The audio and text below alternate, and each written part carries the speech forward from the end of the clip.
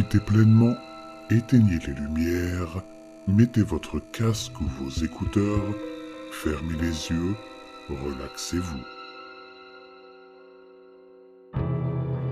La légende des veufs, il n'y croyait pas, jusqu'à ce qu'ils viennent pour lui.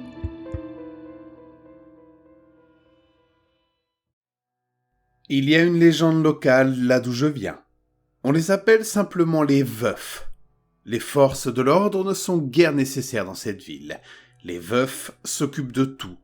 Chaque pas fait, chaque mot prononcé, chaque goutte de sang versée, les veufs le savent avant tout le monde. Croyez-moi, quiconque a invoqué la colère des veufs a disparu sans laisser de traces. C'est pourquoi quand j'ai réalisé ce que j'avais fait, il était trop tard. Les veufs arrivaient. Laissez-moi vous expliquer. Elle ne voulait pas se taire. Peu importe ce que je disais et ce que je faisais, elle était hystérique. Elle n'arrêtait pas de faire les 100 pas dans la maison en criant. Elle disait qu'elle avait trouvé ceci et cela et qu'elle savait que je la trompais. Elle me demandait qui c'était et je lui disais qu'elle était folle. Je suppose que j'ai usé cette excuse jusqu'à la corde. Au bout d'un moment, je n'en pouvais plus de sa voix. Je marchais d'une pièce à l'autre et elle me suivait. Quand nous sommes arrivés à la cuisine, j'ai eu ma dose. J'ai attrapé le premier couteau que j'ai trouvé et je l'ai enfoncé dans sa gorge. Le visage de colère et de chagrin s'est transformé en visage de désespoir et d'incrédulité. Le liquide cramoisi a coulé librement sur son chemisier et elle est tombée à genoux, se débattant sur le sol. Elle griffait le carrelage et émettait des gargouillis qui ne faisaient que m'exaspérer. C'est pour cela que j'ai saisi une poêle en fer qui était en train de préchauffer sur la cuisinière et je l'ai frappée à la tête. Un craquement humide a suivi l'impact et bien que je n'ai pas eu besoin de continuer, je l'ai fait. J'ai perdu le compte du nombre de coups que je lui ai portés, mais j'avais beaucoup de sang sur moi. Ce qui restait de sa tête était maintenu par de fines particules d'os et le sang continuait à s'écouler. J'ai laissé tomber la poêle sur le sol avec un grand bruit. J'aurais aimé que le remords suive pour que je me sente un tant soit peu humain, mais ce n'était pas le cas.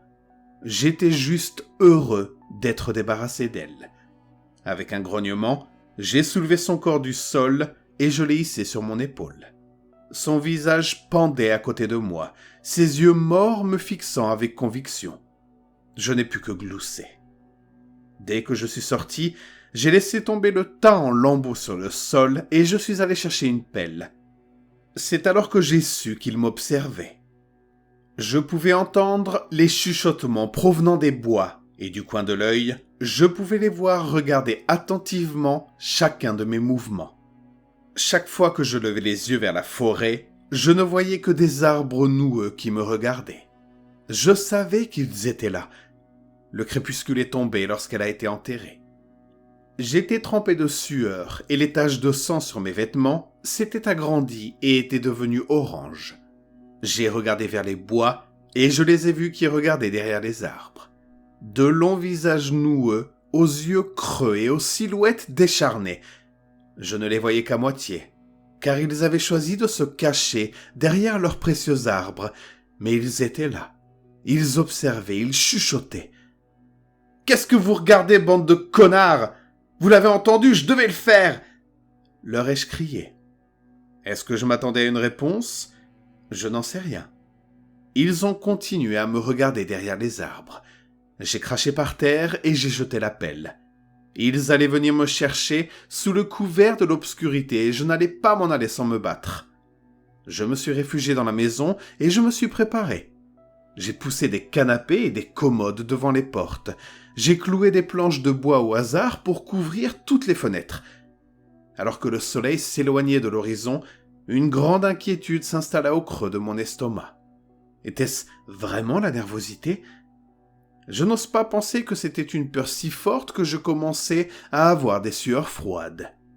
J'ai chargé mon fusil et j'ai pris une bouteille de whisky.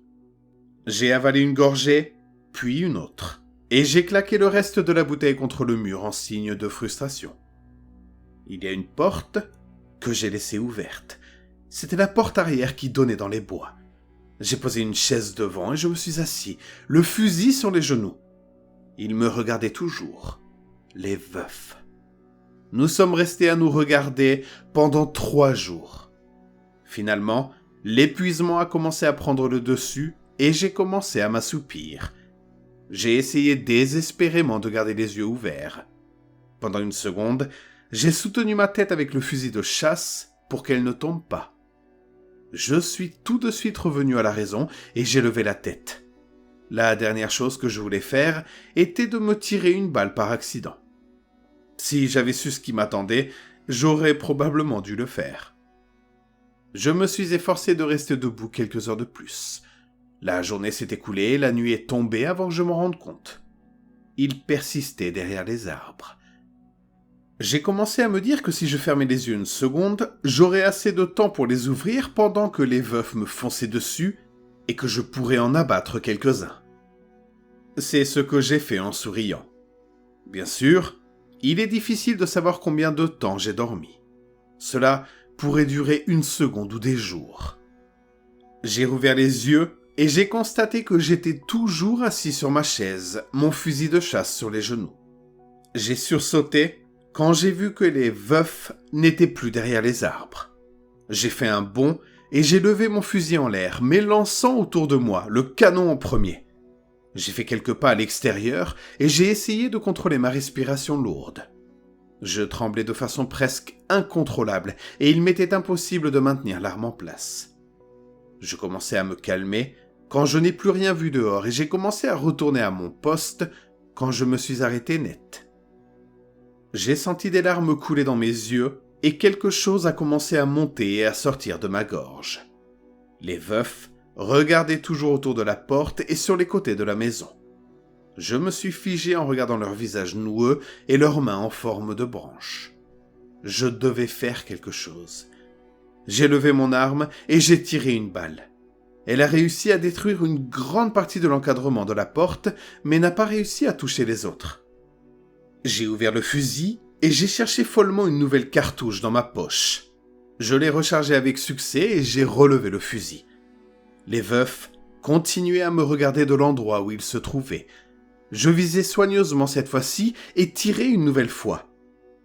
Un autre tir a touché le cadre de la porte, mais cette fois-ci, plus près des veufs. Je cherchais à tâtons une 3e balle et ce faisant, je vis une grande ombre me recouvrir. En levant les yeux, les veufs étaient sur moi. J'ai crié et j'ai refermé le canon sur mon pouce, ce qui l'a sectionné. Immédiatement après, j'ai perdu connaissance et je me suis effondré. Lorsque je me suis réveillé, il faisait un froid glacial. Ma vision m'est revenue lentement et j'ai senti qu'on me tirait. Mon cœur a sombré lorsque j'ai regardé autour de moi. L'obscurité s'étendait à perte de vue et je savais que j'étais au plus profond des bois. L'endroit où se trouvait mon pouce était noir et tuméfié, et s'était engourdi jusqu'à l'avant-bras. Mes chevilles me faisaient aussi très mal, mais je ne savais pas pourquoi. Quand j'ai regardé, j'ai vu qu'elles avaient été clairement brisées et que les veufs me traînaient par les pieds. J'ai commencé à crier aussi fort que possible pour appeler quelqu'un, n'importe qui.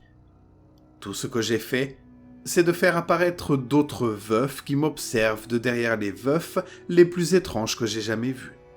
Leur tronc était petit et ressemblait à du cuir. La terre autour d'eux était rouge et humide, alors que l'endroit où l'on me traînait était une terre sèche et accidentée. J'ai levé les yeux vers la canopée et j'aurais préféré ne pas le faire. Des cadavres sans peau pendaient, le sang dégoulinant librement pour nourrir ce que je savais maintenant être des arbres à chair. Mes cris furent engloutis par l'obscurité et ma gorge s'érailla à force d'être sollicitée. Dans le silence, j'entendis un faible gémissement. J'ai regardé autour de moi pour voir s'il y avait quelqu'un d'autre ici.